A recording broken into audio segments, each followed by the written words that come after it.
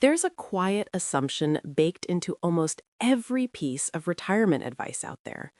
It's so common that most people don't even notice it. The assumption is this: that you're retiring as part of a pair.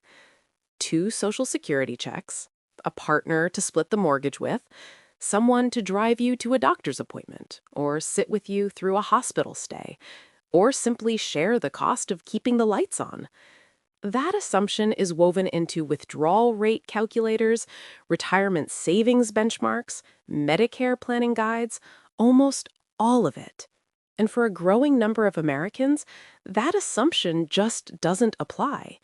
Maybe you've been single your whole life and built something remarkable on your own. Maybe a marriage ended and you're now charting a new course. Maybe you lost a spouse and found yourself suddenly doing the math alone.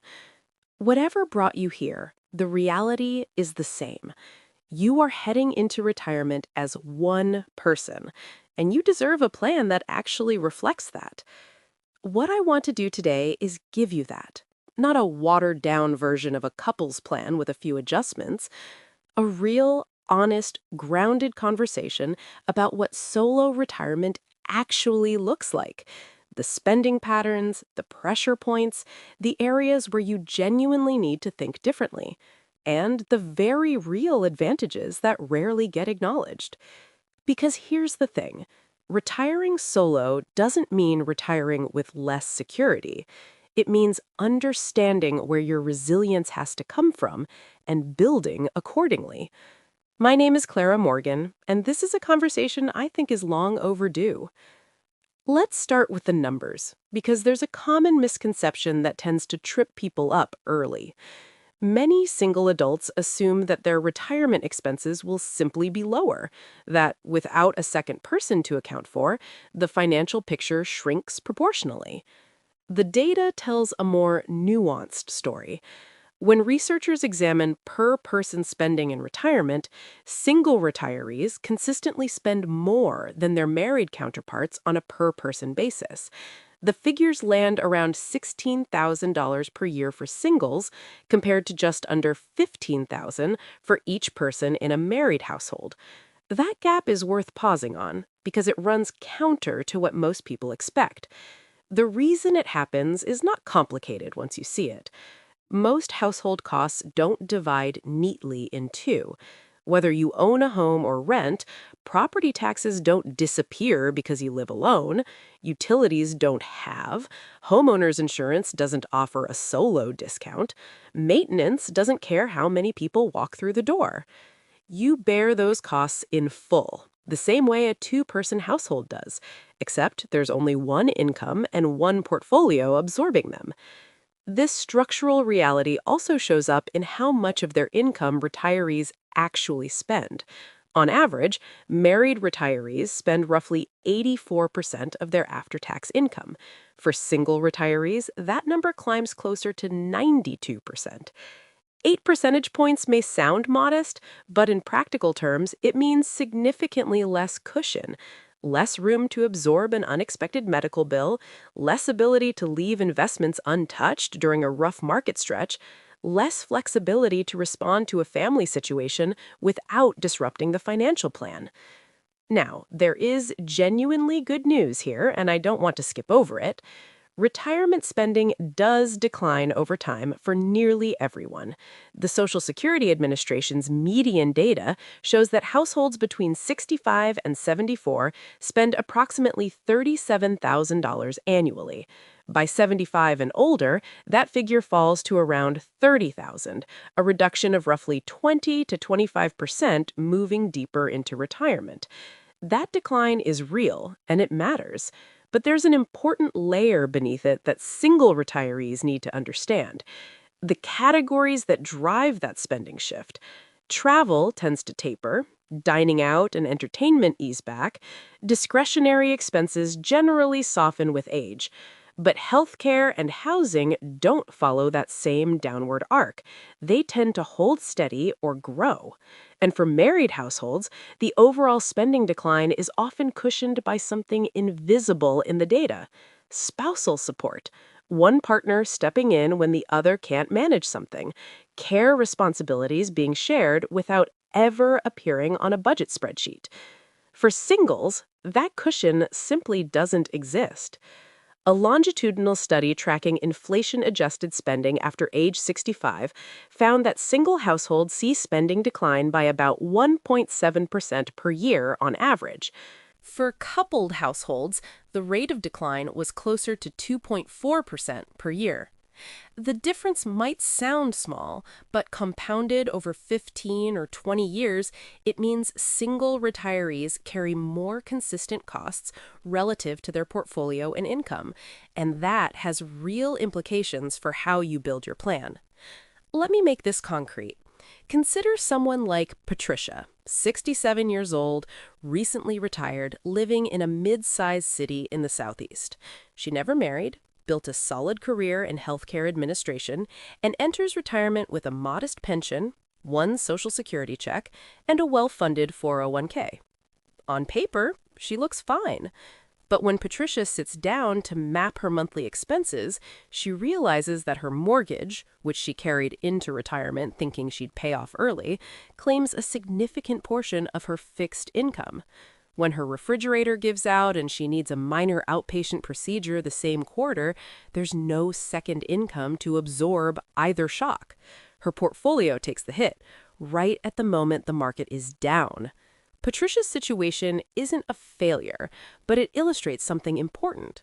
In a two-person household, one of those expenses might have been covered by the partner's income, while the other remained untouched. For Patricia, both come from the same source. Now, consider healthcare specifically, because this is where the data becomes particularly striking for solo retirees. Across multiple large-scale population studies, divorced and widowed older adults spend between 12 and 27% more on total health care than their married peers. The gap isn't primarily about health status, it's about support. Married individuals often provide significant informal care to each other, managing medications, driving to appointments, monitoring recovery after procedures, noticing early signs of cognitive change. That informal network has real economic value. When you're on your own, the equivalent support has to be purchased. For non-recurring out-of-pocket healthcare costs, hospital stays, home care, long-term care events, the numbers are especially clear. Among older adults who actually use these services, singles spend approximately $13,000 per year. Married couples spend roughly $8,500. That's a gap of nearly 60%. And on the question of long-term care, the data is unambiguous. Older adults living alone are between 1.5 and 2 times more likely to use paid long-term care services, home health aides, assisted living, nursing care, compared to married adults of the same age and health profile. They also rely on that paid care for longer, approximately 1.3 years on average versus 1 year for married individuals. What this tells us is that not that single retirees are destined for higher healthcare costs, it tells us that healthcare costs for single retirees tend to arrive later, run higher, and last longer, and that they almost always fall directly on the portfolio rather than fitting within normal monthly cash flow. Planning for that reality is not pessimistic, it's simply accurate. So, what does a well-constructed solo retirement plan actually look like? I want to walk through this carefully because I think the framework matters as much as any individual tactic. The first layer of any retirement income plan should be guaranteed income, the money that arrives regardless of what markets do or what health events unfold. For most single retirees, Social Security is the foundation of that layer. And this is why Social Security timing deserves serious, deliberate attention. Delaying your benefit past 62, ideally to 70, increases your monthly payment permanently. For a single retiree with no spousal benefit to fall back on, a larger guaranteed monthly payment isn't just a math optimization. It's the difference between a retirement that can absorb unexpected expenses and one that can't. The value of that larger check compounds every year you live. For a single person with no backup income stream, that permanence is worth a great deal. The second layer is flexible earned income, consulting work, part-time employment, freelance arrangements in the early years of retirement. I want to be clear that this isn't about working because you have to. For many solo retirees, continuing to work in some capacity early on is a choice that provides structure, connection, and financial breathing room. Working even part-time for the first 2 or 3 years of retirement meaningfully reduces the pressure on your portfolio during a period when sequence of returns risk is highest. The third layer is portfolio withdrawals, ideally structured with guardrails, meaning your withdrawal rate adjusts modestly in response to market conditions, rather than staying rigidly fixed. For single retirees with fewer guaranteed income layers beneath, this kind of flexibility isn't optional. It's a core design feature. The fourth layer is lifestyle flexibility, the genuine willingness to adjust discretionary spending temporarily if circumstances call for it. This isn't about deprivation, it's about having identified in advance which parts of your spending are truly essential and which can flex. That clarity makes the difference between a stressful decision made in a panic and a calm, pre-planned adjustment. And the fifth layer, the last resort, not the first resource, is home equity. Whether accessed through downsizing, a reverse mortgage, or sale, home equity serves best as insurance rather than income strategy. It's there if you need it. It shouldn't be the reason the plan works. Now here's where housing deserves its own focused attention. For single retirees, carrying housing costs into retirement is one of the most significant variables in the entire plan. A fully paid-off home doesn't solve every housing expense. Property taxes, insurance, maintenance, and utilities remain, but it removes one of the largest and least predictable risks: exposure to rising rents, lease renewals, and housing market shifts. On a fixed income, that predictability has meaningful economic value. This isn't an argument that every single retiree must own a home. Renting by choice, with strong savings discipline and a thoughtful plan for cost increases over time, is a viable path. But the decision has to be intentional.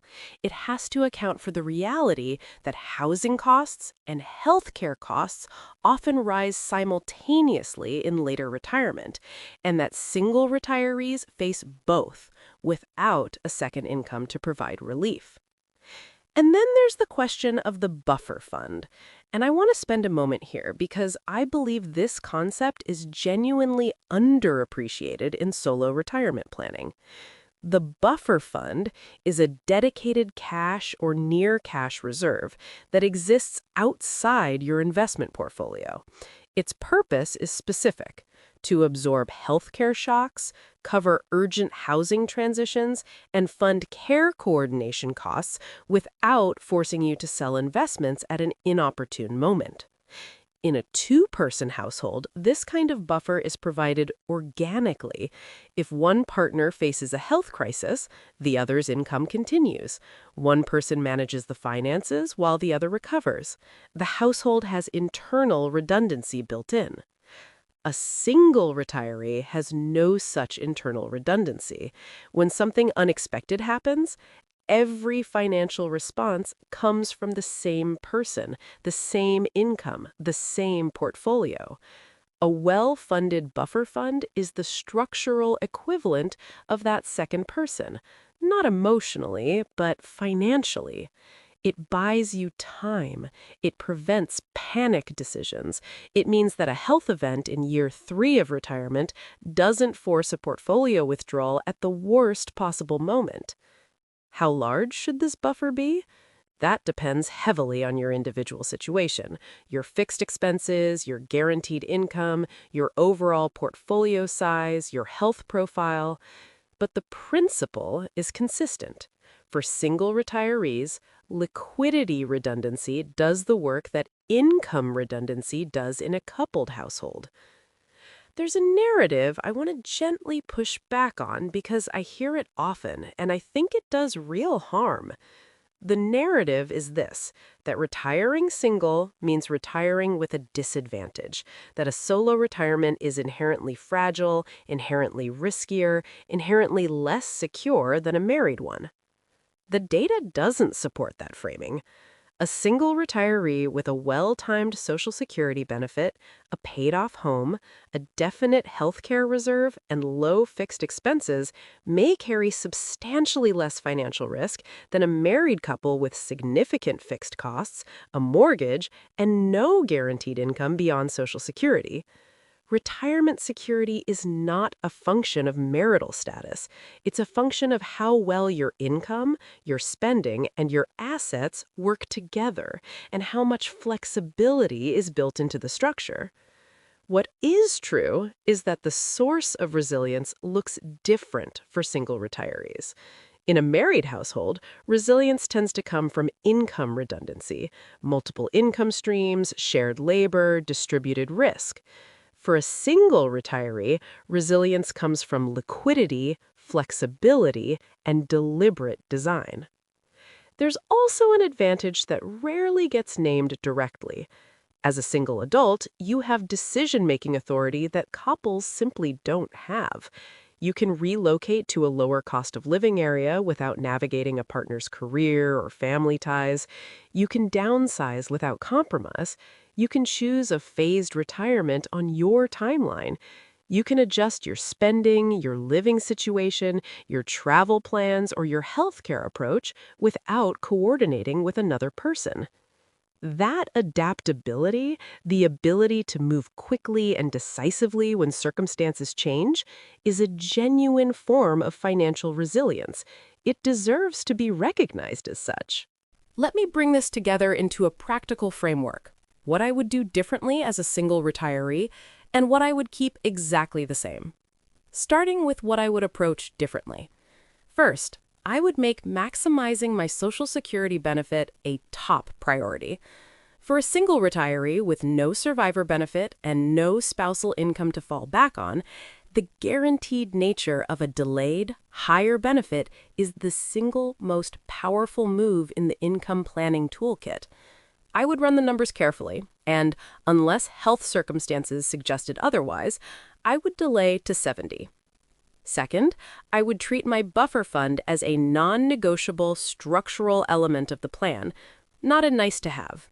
I would determine what number feels genuinely protective given my expenses and health profile. I would keep it in a high-yield savings account or money market fund, and I would not touch it for ordinary expenses. It exists for the unexpected, and it needs to stay available for that purpose. Third, I would establish a healthcare reserve with the same intentionality I bring to my investment accounts. Not just money in a general savings account, but assets specifically identified for healthcare-related expenses, stable, liquid, and mentally separated from the rest of the portfolio. Given that healthcare costs for single retirees tend to arrive later, cost more, and last longer than for married peers, I'd size this reserve accordingly. Fourth, I would resolve my housing situation before retirement with full intentionality. Not necessarily paying off a mortgage at the cost of everything else. That calculus depends on interest rates and opportunity cost. But having a clear, deliberate answer to the question, where will I live? What will that cost me? And how predictable is it? Ambiguity in housing costs is a particular vulnerability on a single income. Fifth, I would build flexibility into my withdrawal strategy from the beginning. Rather than committing to a fixed withdrawal rate and hoping the math holds, I would identify a spending floor, the minimum I need to cover essentials, and a comfortable ceiling, and I would allow my withdrawals to move within that range in response to market conditions and portfolio performance. Now, what I would keep exactly the same. I would continue to invest for long-term growth. Being a single retiree does not mean defaulting to an overly conservative portfolio.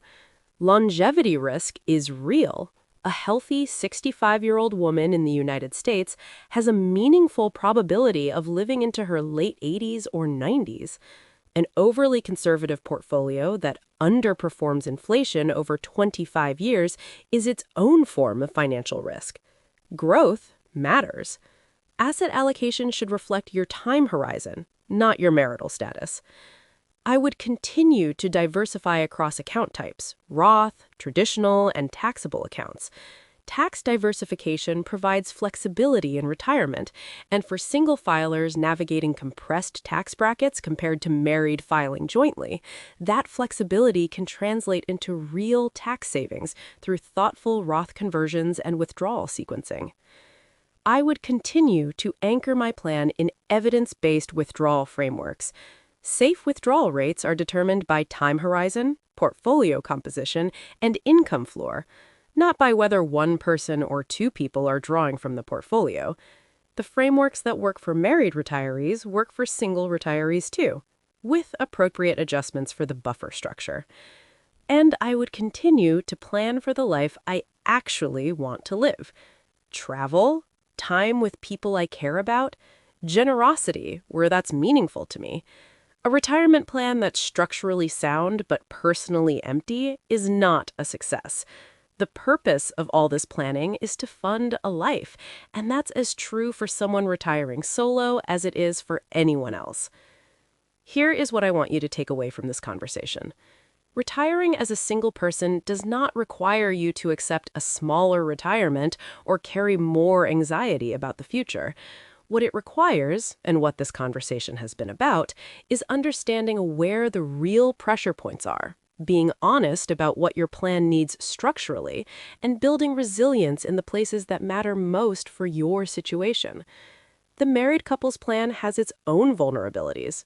A single person's plan has its own strengths. The question was never which situation is better. The question is always, how well does your plan fit your actual life? And when you build a solo retirement plan that prioritizes a strong income floor, carries an intentional buffer for the unexpected, addresses healthcare costs with clear eyes, and preserves flexibility to adapt, that plan can be every bit as stable, every bit as secure, and every bit as fulfilling as any retirement built for two. You've spent decades building your financial life on your terms. Retirement can be built that way too. If this conversation stirred something for you, a question you've been carrying, something in your own plan that you'd like to revisit, I'd encourage you to sit with that. Sometimes the most useful thing a video like this can do is surface the question you didn't know you needed to ask. Take good care of yourself, and I'll see you in the next one.